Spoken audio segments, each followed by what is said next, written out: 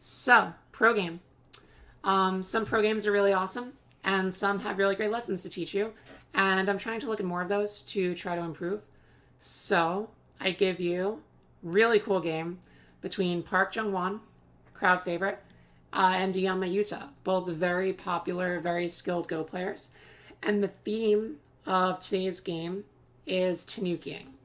We're going to see a few key Tenukis by one of the players in this game that dramatically shifted the potential of that player's, initiative, and basically put them ahead to where the other person was trying to play catch up.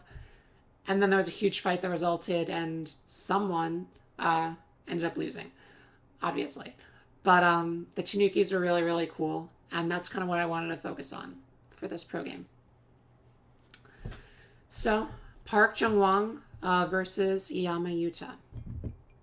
Here we go.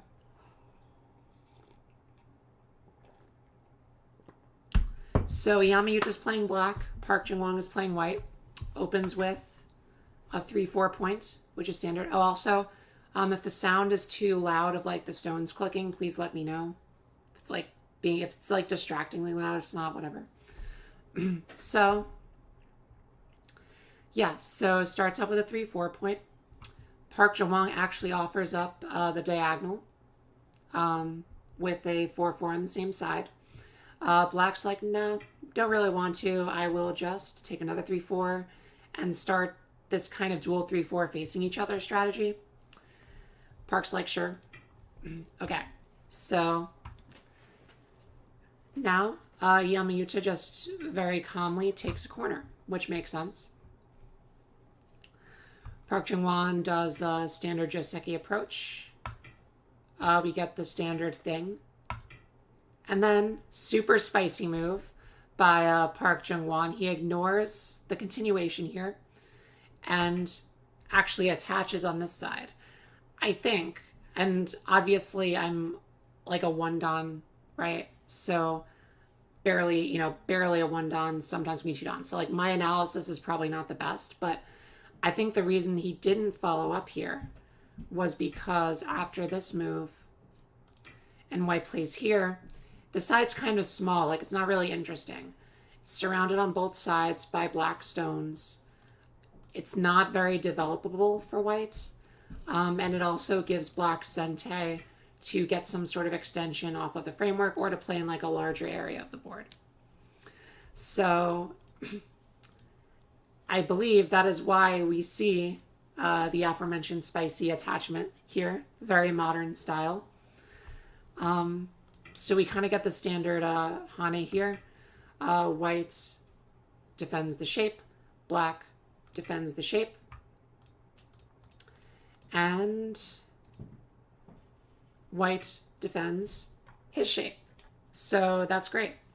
Now black is going to capitalize on the Tenuki here and goes like, okay, are you going to respond now? Now I'm extending from here and I'm attacking these two stones. White's like, no, I'm not feeling a response to that. So white just, oh no, I'm sorry. I memorized this game, so there was an exchange that was made before that.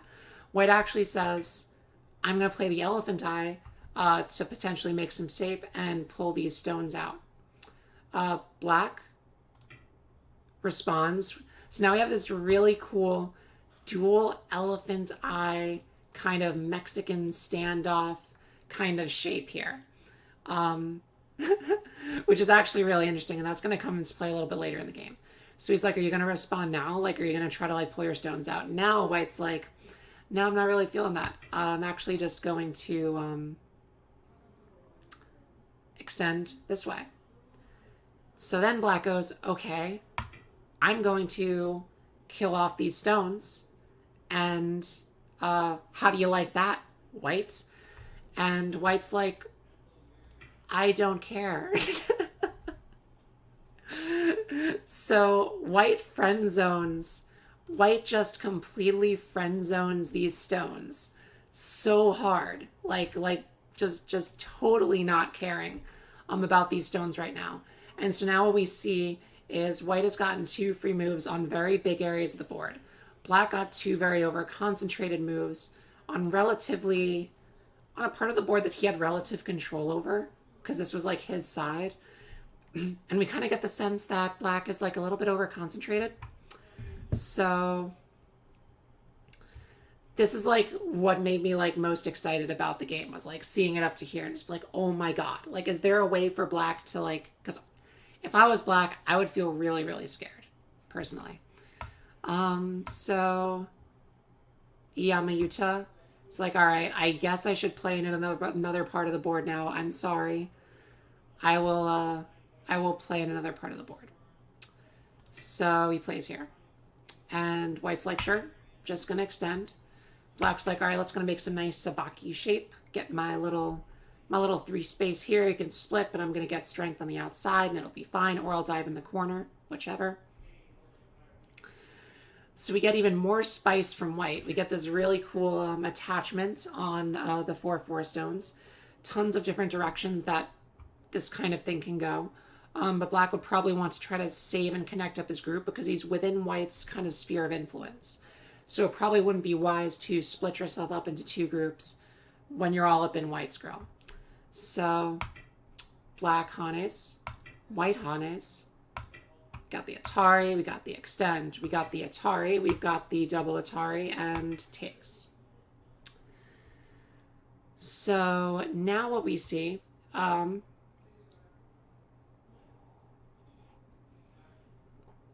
is white did manage to split off this stone, but rather than remove the Aji, play something like this, white's going to offer up like, hey, are we gonna co for more? Do you want to co for like a bigger part of this pie here? Black's like, sure, let's do it.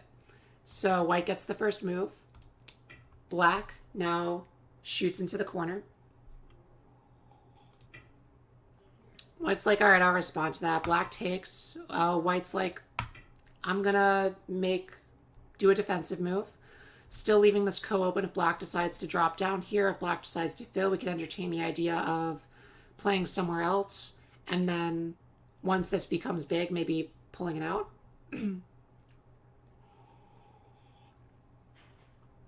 Black decides to settle this group. Like so.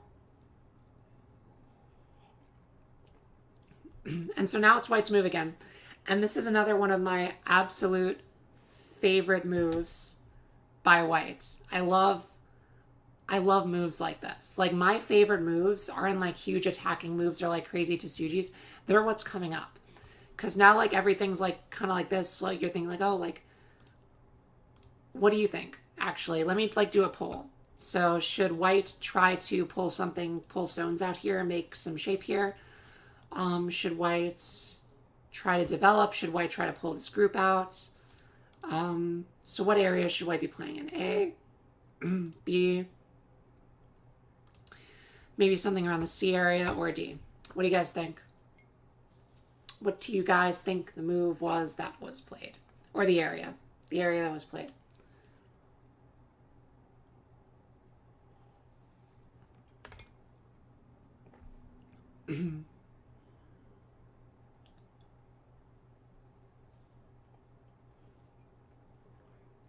Any guesses? Anyone guess? Anyone want to guess? We'll give it a few more seconds if, what do you think? Oh, you know the game? Oh, darn. Yeah, you can't say. KJ01A says B. We have 1 vote for B. 1 vote.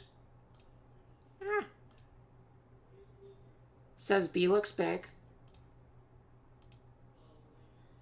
So you have 1 vote for B. Anyone else want to contest that? Think anything different? No. Ooh, also says B. All right, we got 2 Bs.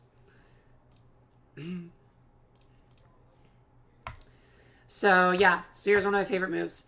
You guys are correct. It was in the area of B, but it was actually just this. I love it. I love that. I love moves that are just like, yeah, I'm good. Like, I'm I'm pretty good. Like, I'm just gonna fix my weaknesses, and if you try to remove my potential, you're getting attacked. Like, you're getting super, super attacked. So I think this is definitely like one of my favorite moves in the game. So how does black do? So if I'm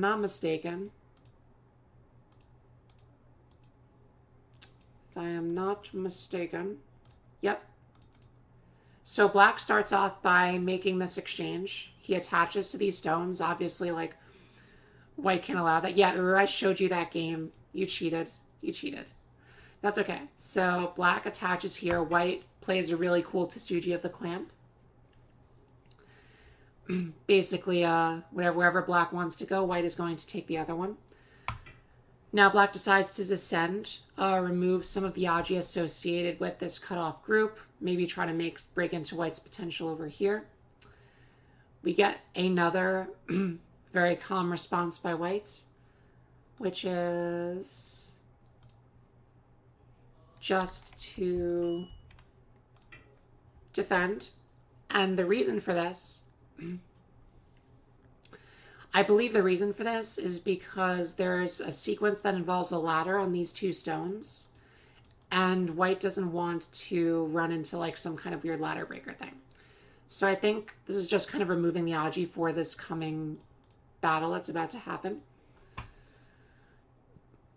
So black extends, white hanes. Now instead of like doing something passive like this, obviously that's a terrible move, black decides to change directions a little and go this way.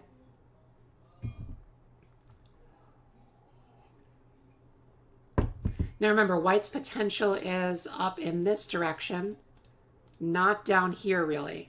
So white does not, white doesn't do that. Oh, I broke the tree. Whoopsie. That's okay.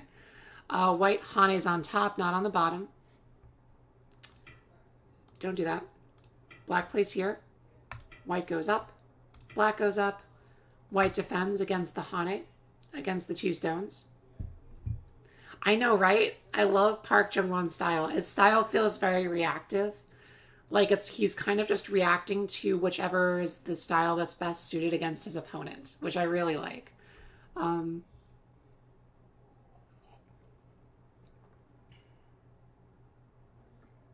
Take d7 on a larger scale, d7. True, yeah. Co-threats could also be a factor in this game. That's probably a very good point. So now we got black playing the Atari, white saving the stones, black plays the Atari, white saves the stones, and black removes the Aji here. And now white has Sente again. So black was able to potentially, there's still a ko, potentially capture these stones, but he's going to need another move to do it. So they're not big enough right now. But white is making some really, really nice potential up in this corner. White has a really big side, and white's very lightly set up to reduce black's potential on the top. Oh, thanks.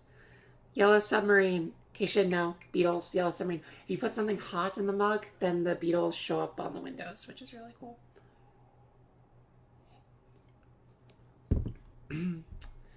So now what? How is black going to... So what is white going to do to essentially solidify this lead? Well, as we said, white can treat this area kind of lightly. Since there's a lot of Aji in this upper left-hand corner, this stone is high. White has a lot of development that they can do off of this right-hand side. So white just takes the 2 space over here. I love moves like this. Just, it's just so great. So calm, basically saying, I'm ahead right now, try to get ahead of me. So this is what we see. So black is going to shoulder hit first. I think there was an exchange that came before this.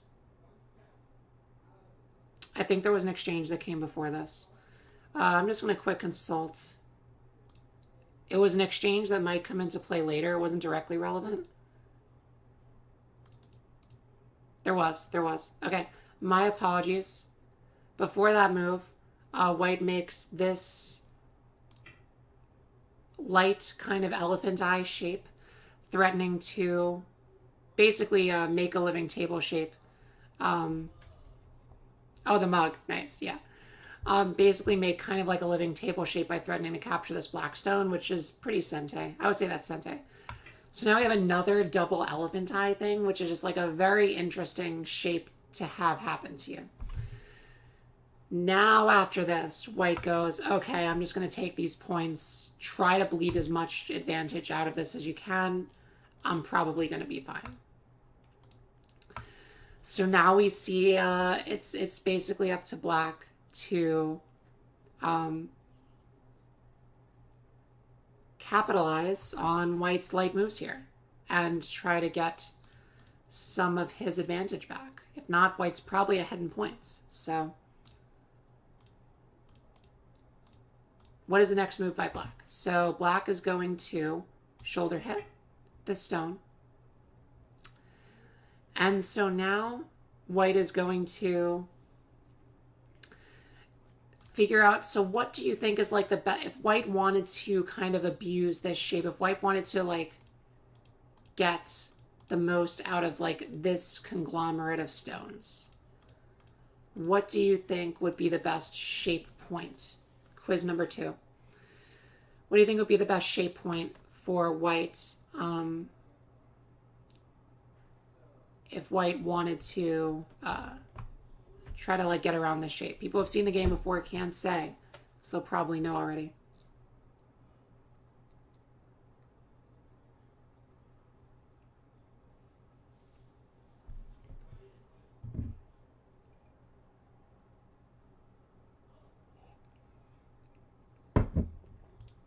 Anyone have any preferences? Any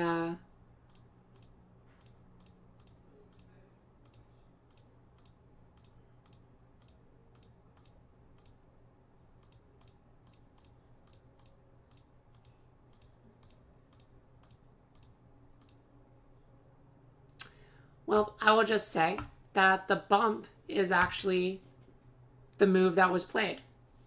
This is actually a really interesting move for a few reasons.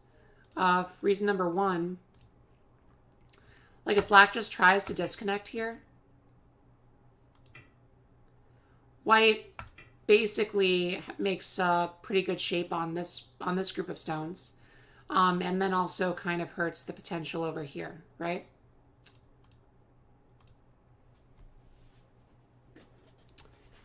F16 and H17 liberties. Yeah. If black plays here, there is potential for white to threaten a surround, essentially hurting this black stone over here. And so we figure out what's the next best response for black. And the next best response for black is black bumps here, trying to save his stones, threatens to link up by playing at K16. And, oh, also for people that saw, apparently this was also a game, this was totally by luck. I had prepared this game previously and just like looked at it and wanted to stream about it. Apparently Michael Redmond did a video of this also. So you guys should look for that if you want to check it out. I didn't actually watch it because I didn't want to be biased. I want to like form my own opinions. So that's apparently on the internet too. Anyway, black decides to bump this way. White connects, kind of aiming at the shortage of liberties on this group of stones.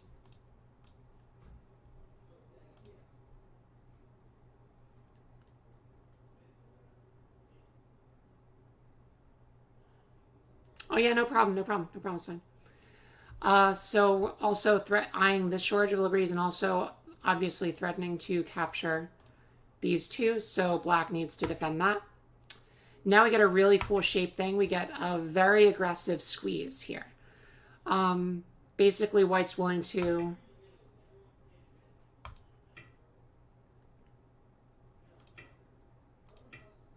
basically make this kind of, looking for that kind of exchange. Black decides to play here first. White follows. Black follows.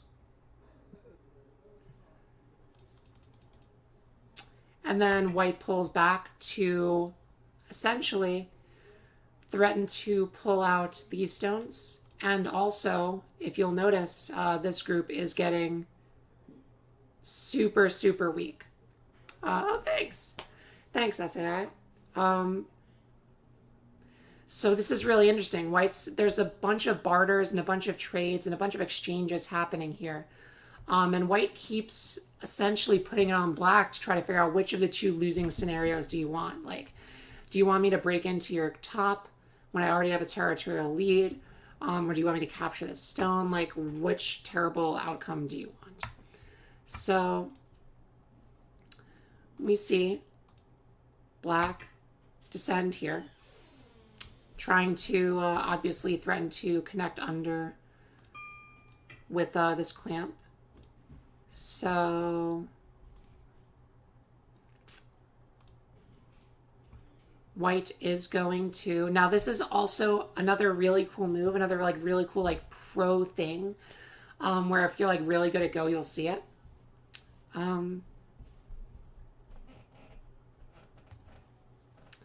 White actually plays here, which I love. And I was actually trying to figure out why. Like why there? Because pros obviously have a reason for everything, right? Like, why not here? That makes shorter liberties on these two stones. Like, why would you do this one? My conclusion that I came up with is that a really great follow-up move for white is not that. Is this, which threatens to essentially make kind of a half of an eye in this area. So it's a way for white to keep black separated while also kind of making half of an eye for this group. Because let's not forget, this group can be cut. This group does not have any eyes yet either. So you have to play your moves in a way that strengthens your stones as much as possible.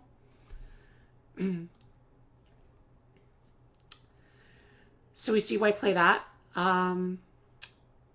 Black does... Where's my move tool? Oh, there it is. Black attaches. Pretty standard shape sequence here. And what happens next? So black actually threatens a defense, threatens a cut under here. Thank you for the follow, Halida. That'll work. So black obviously threatens to come under this way. And then I was so happy when I was reviewing this game and I predicted the move of b15. And first white decides to escalate the exchange here. Black obviously connects. And white actually does play the move that I was talking about. So points for prediction. That made me feel really good. Because when white played this move, this move was in fact what that move was eyeing. So that was cool. That's cool. Oh yes, we are reviewing a pro game from Yamayuta and Park Junghwan. Park Junghwan is playing white. Yamayuta is playing black.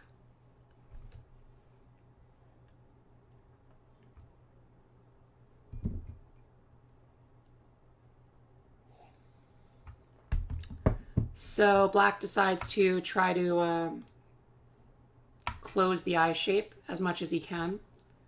And then comes out here. So white, now like white's smelling blood. Like white's not like, this is it. Like if white can get enough of an advantage off of this attack to kind of seal the deal, there's like a very, very large point in the game. So white decides to do a very aggressive cap on these stones. 3 spaces away, so it's decently connected to his other moves, and doing a very scary surround on this entire thing. Black's here looking for eyes, just going to the eye doctor. And white is like, sure, we'll stop that. Black plays here. Now, here's a really great thing for like higher Q players, people that are a little bit less experienced. In this kind of shape, if you have a group that's surrounded, in this like sort of shape here, if you do not have to defend this stone. And I'll show you why. So, white actually, excuse me, hits the shape points of black's group, and black is really starting to feel the pressure now because he only has one eye. This cannot be an eye anymore because obviously like that falsifies that. Oh, that actually works. That works. But black lives very, very, very small here. And I don't think that's acceptable enough for black to do anything really. Like, sure, black can live, but like this is only living with 2 points. White gets the first move to either like expand the Moyo, defend his stones, while also threatening to like come in under here. So I think black wants more, and so that's why I don't think black lives here.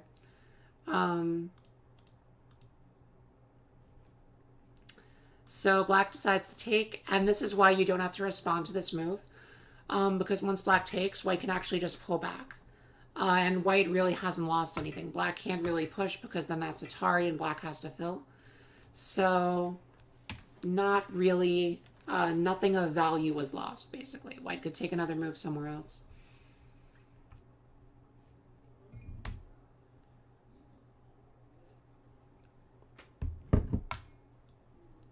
So what happens next? So black...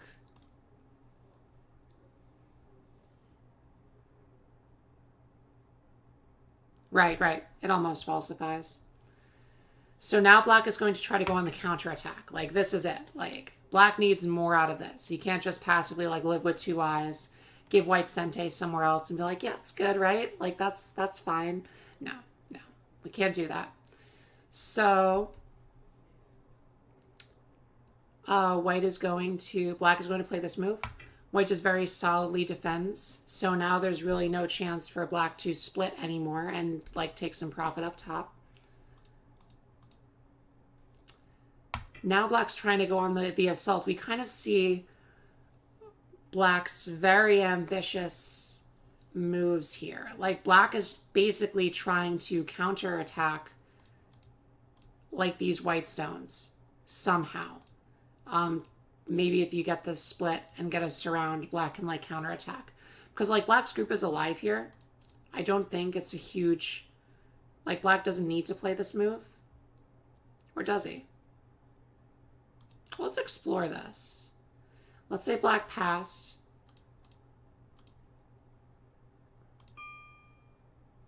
And white does this. No, that doesn't work.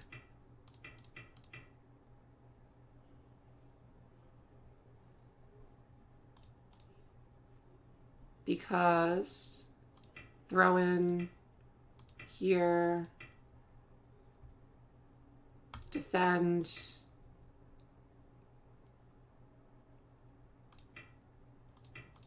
Actually, you know, this might be more dire than I had thought previously reading this.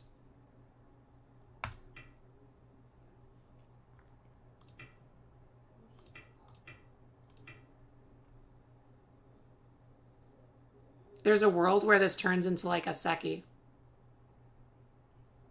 Or white actually might be able to kill. Helps with the 11. What is the 11? Yeah, I think it might. So is there no... Because black has to defend this. White actually gets this move now.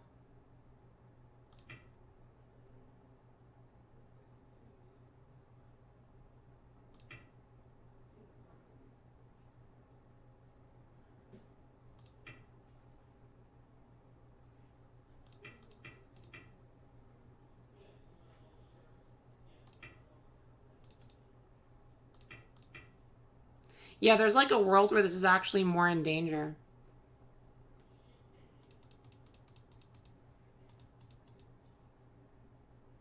White can falsify the 11i after b14.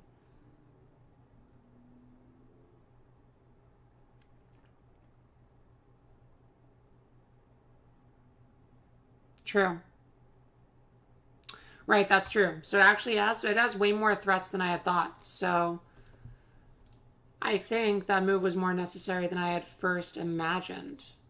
Which is cool. That's cool. That's why we do this thing. That's why we do these things. That's what these tests are for. So black kind of defends the corner as well. And potentially save some eye space for black's other group. So this was actually way more of an essential move than I had previously read out. So there you go. Still kind of hoping to get some kind of attack here. White is going to pop out the elephant eye. Black is going to try to surround / attack / make points.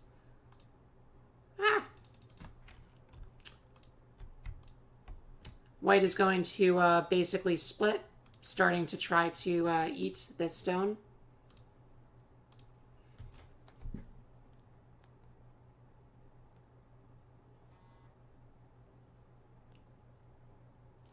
One second, I just have to answer a quick thing.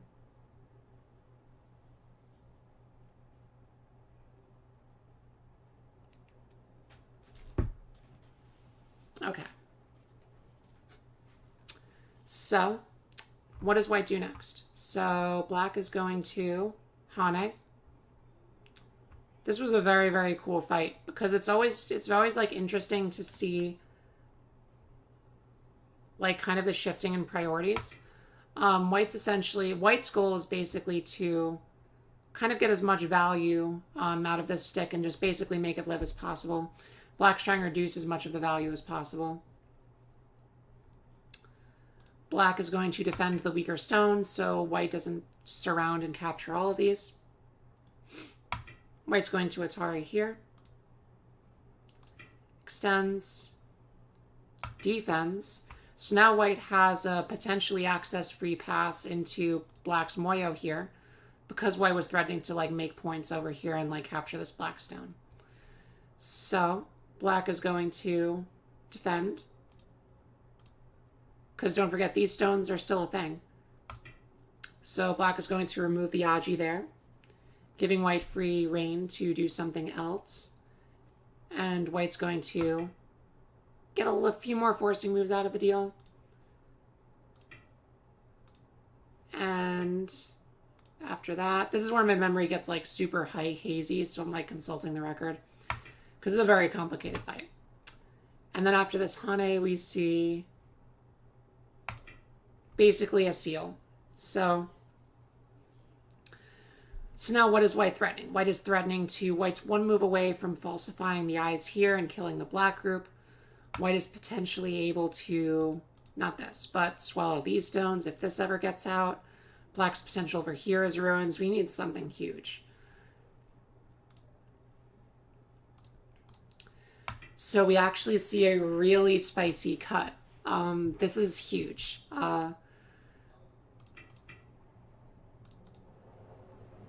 So now we have almost a pseudo capturing race between these stones and like these stones and these stones. Because both are surrounded and this one actually doesn't have a crazy amount of eyes yet. So if black might be able to maybe pull out a win for this capturing race, then, I mean, basically white's done. Right? But if white ends up living and getting a reasonable advantage, then black's done. So first white is going to pop out the second eye because now the white's group is potentially in jeopardy. If this lives, like that makes everything way harder. So white needs to pop out this eye. Threatens to disconnect. Connects. Threatens to link up.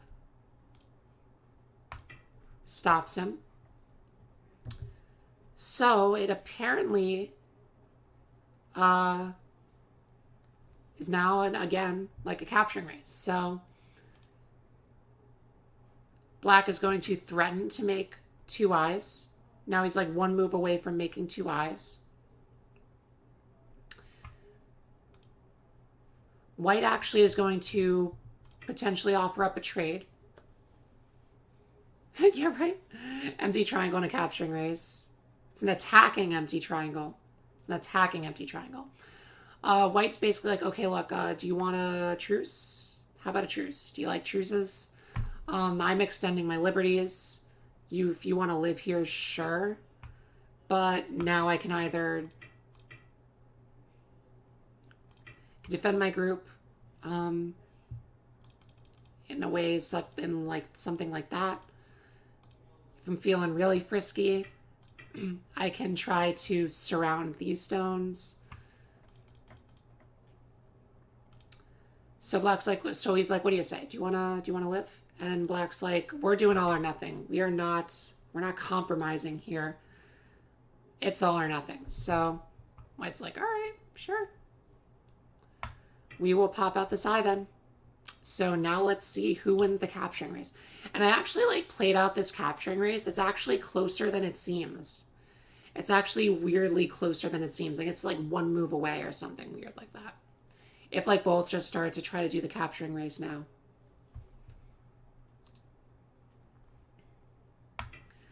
Black's looking to try to get some Magi up the deal. Try to maybe activate the shape weakness here. White defends. Now we see another potential thing here, right? So that's another thing now that White and Black have to both be thinking about. Which is actually the move.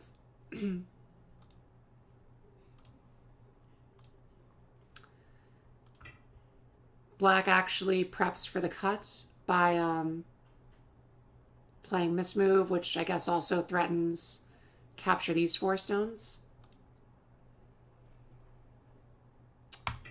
But White plays here, and at this point, Black actually resigns.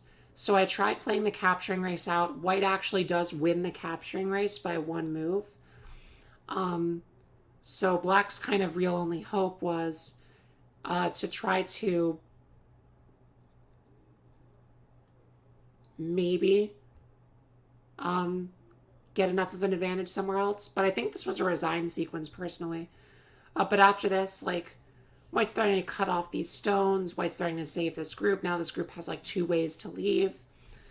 So Black ends up resigning here. And it was a really, really cool game. Definitely in the beginning though, like my favorite moves were this thing, which was really stylish, which I really liked. This Tanuki from this shape. And then after Black responds, just totally not caring, taking the extension, and then just cashing in on all of the advantages that those other 2 moves gave White, basically. White was in the territorial lead basically the entire time, played really simple, really safe, really cool moves. Yeah. And then culminated in like a crazy, like large capturing race, which Black couldn't win. And Black ended up resigning. So, hope you liked that game. That was really fun. Thanks for watching. Be sure to subscribe and follow me on Twitch and Twitter to catch all the latest news and updates for streaming times and videos. Additionally, check my Patreon to sign up for awesome rewards like monthly game reviews, SGF files, and an opportunity to play a game with me in my stream. Links are in the description below.